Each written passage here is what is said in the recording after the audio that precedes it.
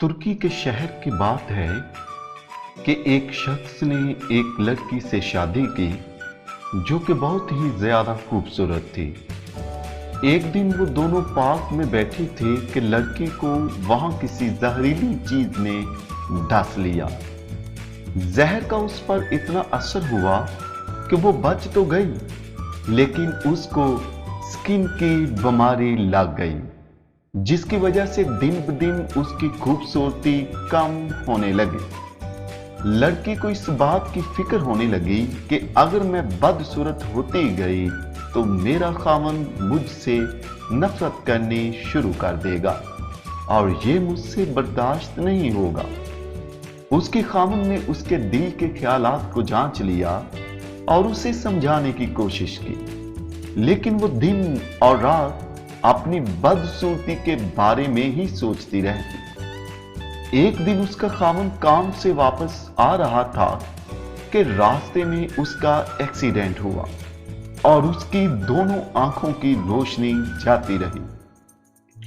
जब इस बात का उसकी बीवी को पता चला तो वो बहुत दुखी हुई, लेकिन फिर दोनों की जिंदगी नॉर्मल तरीके से गुजरना शुरू हो गई। एक वक्त ऐसा आया कि स्किन की बीमारी की वजह से बीवी बहुत ही ज्यादा बदसूरत हो गई।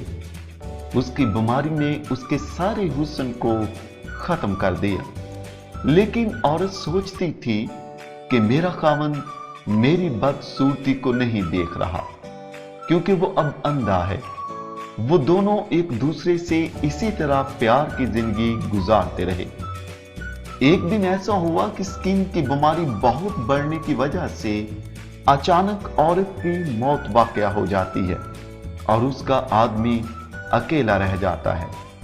उसका आदमी औरत की वफात की रसूमात अदा करने के बाद जब शहर को जाने लगता है तो उसके हमसाये के कुछ लोग उससे कहते हैं कि तू यहीं रह, तू शहर में कैसे रहेगा, क्योंकि तेरी बीवी तो तेरा ख्याल रखती रही, लेकिन अब वो इस दुनिया में नहीं है। तू जिस जगह जा रहा है वहां पर कौन तेरा ख्याल रखेगा।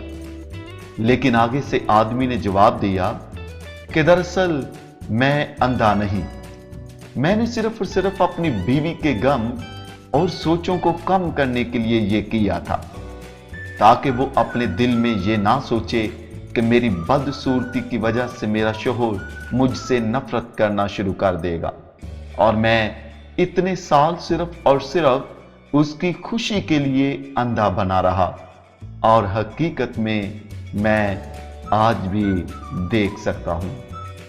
तो दोस्तों, इस कहानी से हमें यह सबक मिलता है कि बाज़ टाइम जिंदगी में अपनी परेशानियों को कम करने और आगे बढ़ने के लिए हमें एक दूसरे की गलतियों और कोताहियों पर अपनी आंखों को बंद कर लेना चाहिए।